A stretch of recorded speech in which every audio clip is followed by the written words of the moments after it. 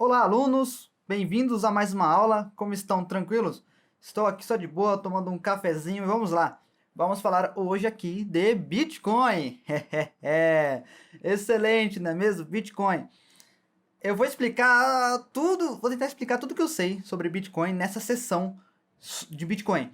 Inclusive, como abrir carteira, como guardar os Bitcoins corretamente, como não perdê-los, como não ficar fazendo trade, por aí vai. São assuntos muito importantes e o investidor, ele tem que estar de olho no Bitcoin. Se o cara é investidor, ele não está de olho no Bitcoin, ele está perdendo uma bela oportunidade. O investidor tem que estar, de certa forma, com uma pequena exposição em Bitcoin. Como vocês lembram lá na aula de planilha de controle de investimentos, eu havia colocado naquela nossa carteira hipotética uma pequena fração em Bitcoin, né? E vocês viram que ela multiplicou-se de forma muito grande, né? Inclusive aumentando a rentabilidade total da carteira. É óbvio que o Bitcoin ele é volátil, ele tem altas e quedas, ele pode cair e reduzir a volatilidade da sua carteira, mas mesmo assim é importante que você tenha Bitcoin. Da mesma forma que é importante você ter investimentos no exterior, porque se você está investindo só no Brasil, isso não está certo, na minha opinião. Você tem que... Antigamente, por exemplo, o Luiz Barsi é o maior investidor pessoa física da Bolsa de Valores brasileira. Ele não gosta de investir no exterior.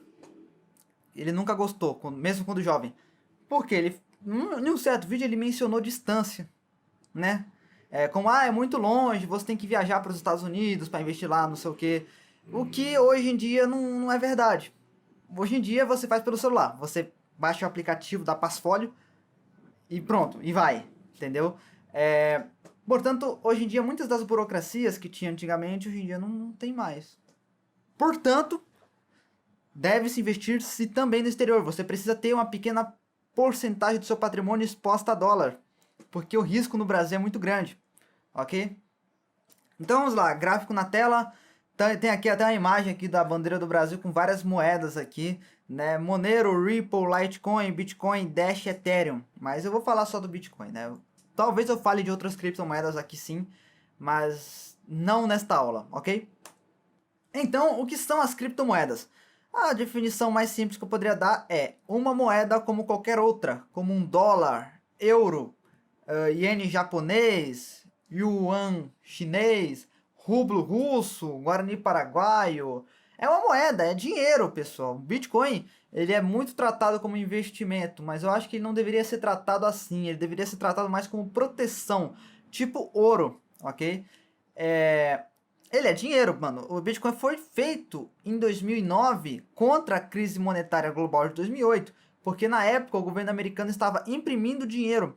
E quando você imprime dinheiro, você desvaloriza a moeda, certo? Então o Bitcoin ele é também um protesto contra os bancos centrais imprimirem dinheiro. Esse negócio de imprimir dinheiro do papel moeda fiduciário que o governo imprime e ele não vale nada, basicamente, porque ele é só papel pintado, ele não tem valor intrínseco nenhum. Isso começou depois de 1973, quando aboliu-se o padrão ouro, né? Mas quando as moedas eram lastreadas no ouro, as inflações eram bem menores. Não é à toa que papéis moeda que não eram lastreados no ouro tiveram desvalorizações muito grandes. Esse não é o foco aqui, eu posso falar disso em outra aula, mas não é tanto foco de investimentos. Mas eu posso deixar links nos recursos da aula falando disso, né? Dos problemas da inflação. Certo? Então, a definição de criptomoeda, uma moeda como qualquer outra. E vamos lá, características do Bitcoin. Inflação limitada e previsível, quantidade finita, lastro em algoritmo computacional, ele é escasso, livre de fronteiras, ele funciona em livro aberto, que é blockchain, ele é irhackeável, uma palavra que eu acabei inventando aqui, a prova de gasto duplo e resistente à censura. Não se preocupe se eu falei rápido demais, eu vou explicar tudo isso, ok?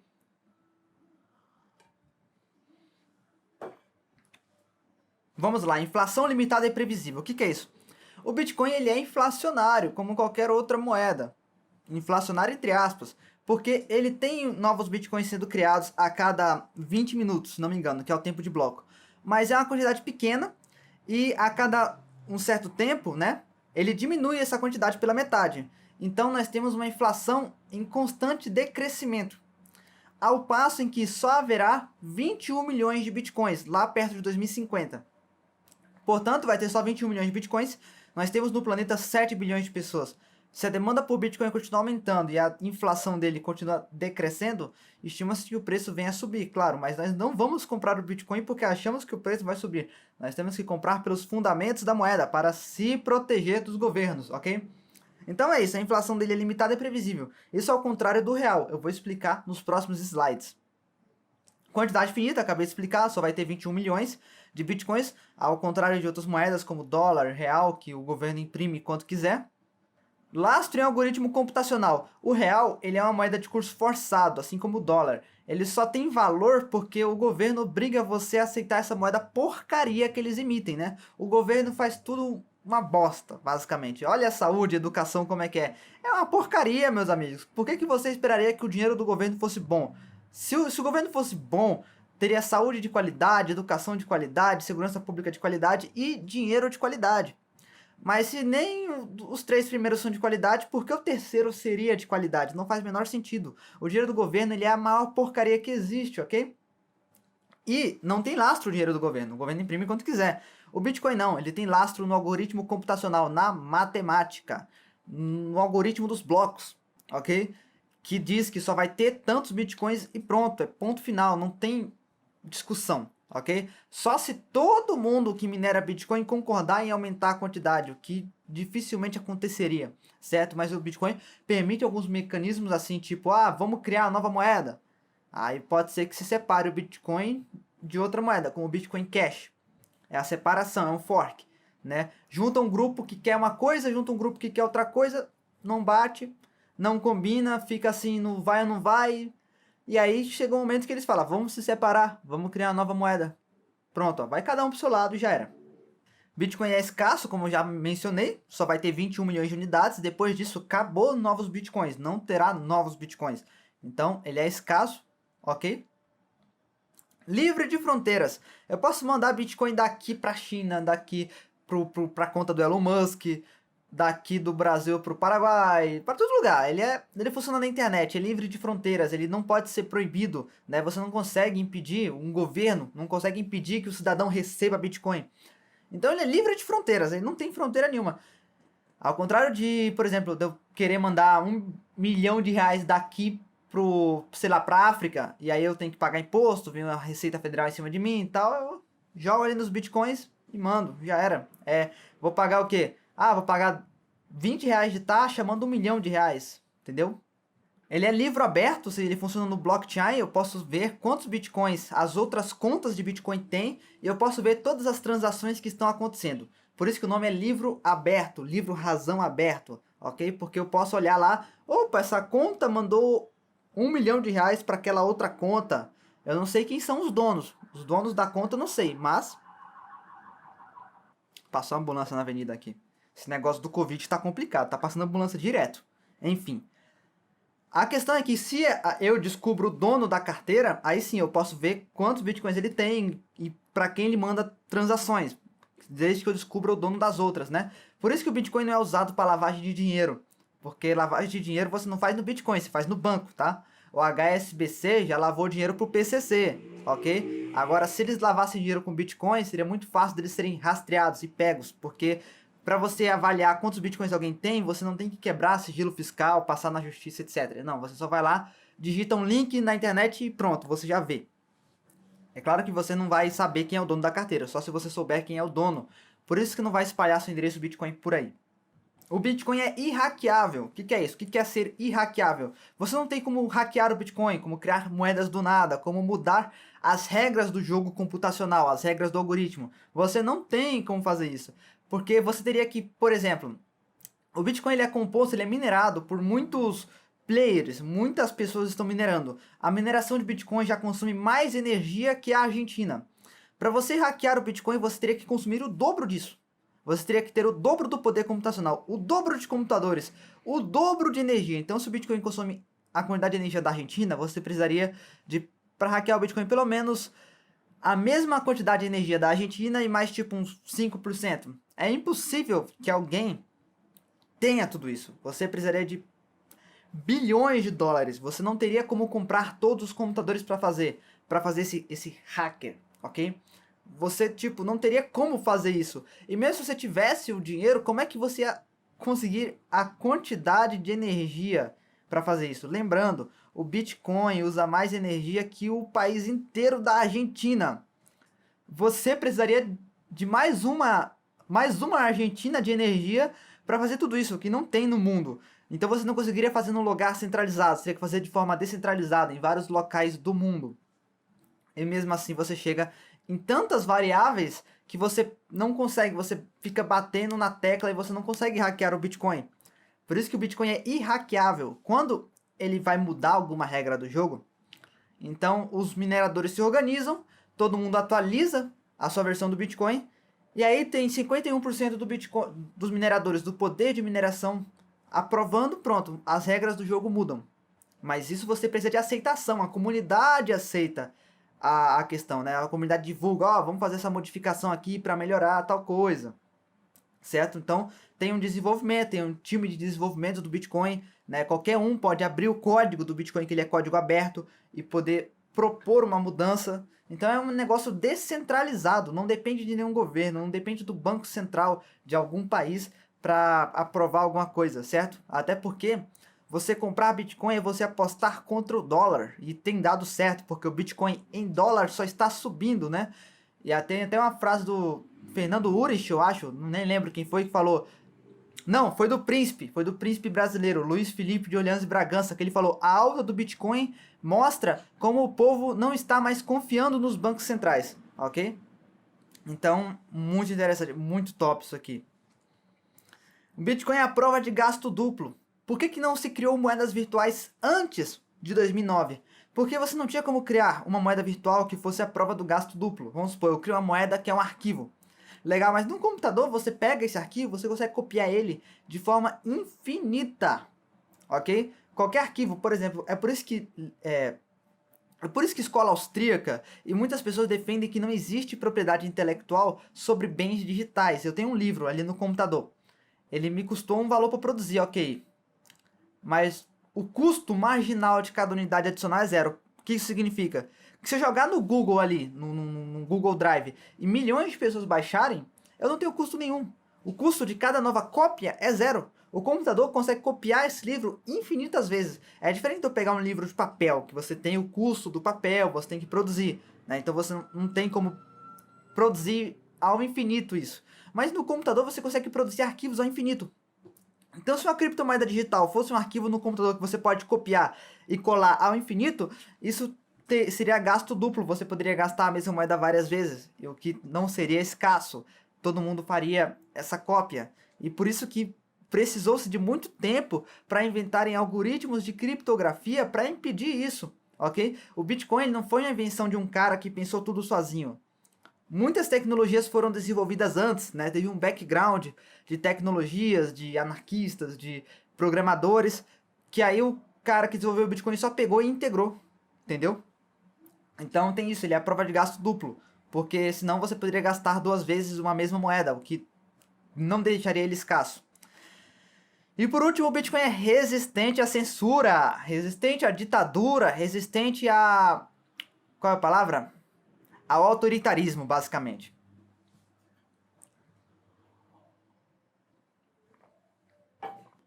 Como eu vou explicar isso? Vamos supor, você é um jornalista e você começa a mostrar a corrupção dentro do governo. O governo é um governo autoritário, ele vai lá e te caça, ele vai lá e bloqueia suas contas, bloqueia seus bens e você meio que não consegue receber doações para continuar o seu trabalho de divulgação jornalística. Como é que você vai receber doações se suas contas estão todas bloqueadas? Você só teria como receber isso em dinheiro de papel. Mas como é que pessoas do Brasil inteiro iriam te mandar dinheiro de papel, por exemplo? Aí vamos supor que você tivesse escondido em algum lugar. Com o Bitcoin você pode fazer isso. O Bitcoin é resistente à censura. O governo nunca vai conseguir confiscar seus Bitcoins se você guardar bem a chave. E eu vou explicar isso depois. E você não sair deixando ela por aí, por exemplo. Então, se eu tenho um Bitcoin guardado num computador, já era, o governo nunca vai conseguir pegar esses Bitcoins, ok? Teve um cara chamado Daniel Fraga, que ele começou a falar mal de políticos, e os políticos processaram ele. E os políticos queriam tomar tudo dele, tá entendendo? E, mano, isso foi em 2014, mais ou menos, 2012, naquela época. quando falar de política na internet não estava tão em alta e tinha políticos processando qualquer um que falasse mal deles. Ele pegou, vendeu tudo, comprou de Bitcoin, mandou o juiz para aquele lugar, falou, ó, boa sorte tentar pegar minha carteira de Bitcoins. Sumiu do mapa, ele sumiu do mapa com muitos Bitcoins, na época que valia muito pouco, né? Valia menos de R$ 300, menos de R$ 1.000 cada unidade. Hoje vale 300 mil, ele deve ter multiplicado o dinheiro em, muitas vezes, né? Hoje em dia, ele é um milionário, desaparecido, certo? A gente sabe que ele está vivo, por causa do site dele continuando no ar, mas nós não encontramos ele. O juiz falhou em confiscar tudo dele. Ele está com passaporte cancelado, título de eleitor cancelado, nunca mais renovou CNH. O cara sumiu e falou, eu vou viver numa ilha deserta, só de boa, vou só curtir minha riqueza. Ele está hoje como? Rico, né? Sem nenhum problema. Enfim, ele resistiu à censura dos políticos, por exemplo. Vamos lá, oferta de bitcoins ao longo do tempo, tá aqui o gráfico, né? Você pode ver que a partir de até 2060 só vai ter 21 milhões de bitcoins. Então, oferta limitada, tem um limite na quantidade de bitcoins. Aqui eu vou explicar como é que funciona a blockchain. A blockchain, ele é um livro razão, né? Que ele é composto por blocos. E cada bloco, ele tem um número de transações dentro. E aí cada bloco, ele faz referência ao bloco anterior. De forma com que, para você mudar as regras do jogo e hackear o Bitcoin, você teria que reconstruir todos os blocos anteriores num tempo mais rápido antes que os mineradores construíssem um novo bloco. O que é impossível com a tecnologia atual. Impossível, você não consegue reconstruir todos os blocos anteriores para você poder incluir novos Bitcoins na sua conta antes que os mineradores terminem o bloco atual. Porque quando eles terminarem o bloco atual, você tem que fazer outro. Né? Você tem que fazer outro cálculo e por aí vai. Então você pode ver que cada bloco ele faz referência ao bloco anterior, né? E cada bloco tem dentro de si várias transações. Agora vamos lá. Quais são as características do real brasileiro? Emissão ilimitada e sem constância, o governo imprime quando quer. Ele é volátil, ele tem inflação, ok? Ele é uma moeda muito fraca. O real é a piada no mercado internacional. O Brasil representa menos de 2% das transações mundiais, internacionais. Ninguém aceita transacionar em real. Você não consegue comprar coisas em real, você não consegue fechar contratos com outros países em real. É só dólar, ok? E o real vai receber toda a carga de incerteza política do Brasil. E aqui eu tenho um gráfico com a quantidade de reais em circulação. Você percebe que não tem regra nesse jogo, não tem uma lei assim de tipo, é uma quantidade X. Não, ó, você vê que vai aumentando, aumentando, aumentando. E aí veio a pandemia, aumentou ainda mais. O governo imprime dinheiro quando quer, por isso que deu a hiperinflação brasileira. Posso deixar também um link nos recursos da aula falando da hiperinflação brasileira, quando os preços subiam da manhã para a noite. Entendeu? Hiperinflação, desvalorização do dinheiro que você tem na mão, cortes de zero, esfacelamento da poupança, esfacelamento da moeda também. O Brasil destruiu a moeda em poucos anos, ok? O Brasil nunca teve uma moeda forte. E vamos lá, por que ter bitcoins? Vou ler aqui o slide. Assim como ter investimentos no exterior expostos à variação do dólar é importante para diversificar o risco do Brasil, ter bitcoins é importante porque ele está fora do controle dos governos do mundo. Okay? Os governos do mundo eles estão medrosos com bitcoin. Lá na Nigéria, 51% das pessoas mexem com bitcoin. Ok? O pessoal lá compra coisas com bitcoin. Então, tipo, muito top. E, inclusive, um senador da Nigéria admitiu, ele disse o seguinte: o bitcoin tornou a nossa moeda nacional inútil e sem valor. O cara admitiu, ele falou, meu filho comprou lá 3 bitcoins, ele já é milionário aqui na nossa moeda, ele ficou milionário muito rápido, ele só comprou 3 bitcoins e guardou em pouco tempo, né? Por quê? Porque o dinheiro da Nigéria estava se desvalorizando muito rápido, então o pessoal começou a usar bitcoin, porque era uma moeda forte, uma moeda que não se desvalorizava, pelo contrário, valorizava muito no mercado internacional e no mercado nacional da Nigéria. O que aconteceu? O governo tentou proibir, não adiantou nada. Proibiu as corretoras que negociavam com banco, que tinha conta em banco. Mas e daí o pessoal continuou trocando Bitcoin para me dar dinheiro que eu te dou Bitcoin, me dá comida que eu te dou Bitcoin. Funcionou muito bem lá, tem funcionado muito bem lá para as pessoas escaparem da inflação. Porque um negócio interessante é que você só consegue crescer na vida com poupança. Você tem que guardar dinheiro. E se você guardar dinheiro numa moeda fraca, depois de um tempo você vai ter um monte de dinheiro, uma pilha de dinheiro, e você não vai comprar nada. Tipo na Venezuela, você tem que ir com a pilha de nota para comprar pão. Então quem era rico e tinha uma pilha de nota e tava tipo assim, antes da crise, tipo assim, nossa, eu tô milionário, eu sou ricão. depois o cara tá com a mesma pilha de nota guardada embaixo de um colchão e não vale mais nada, não compra um pão, por exemplo. Então, quando o governo promove a inflação, ele promove o esfacelamento da poupança e o empobrecimento da população em geral. Isso é algo que não acontece com o Bitcoin, ok? Como que compra bitcoins? Olha, vai lançar dois fundos de ETF, o QBTC11 e o Hash11, então você consegue comprar direto na bolsa de valores no seu aplicativo da corretora. Isso ainda tá para lançar, ainda não lançou, mas quando eu soltar o curso ao público já vai ter lançado. Então é o QBTC11, que ele é exposto 100% ao Bitcoin, e o Hash11, que ele é exposto 60% em Bitcoin e 40% em criptomoedas alternativas, outras moedas que existem. Eu não sei se esses fundos vão estar disponíveis para a população em geral. Existem também os fundos abertos. Eu cito aqui como exemplo o Vitreo Criptomoedas, que tem lá no Banco Inter, mas eu não sei também se isso está disponível aos investidores comuns. A CVM ela tem muitas regras loucas, certo? Por exemplo, ela tem uma regra que não deixa um investidor comum investir num fundo de Bitcoin, que ela diz que é muito perigoso. Mas e daí? Eu posso entrar na corretora de Bitcoins e comprar Bitcoins. E é isso que eu vou ensinar na próxima aula. Como que você vai entrar na corretora, fazer seu cadastro, comprar seus Bitcoins, né? Eu vou ensinar desta forma.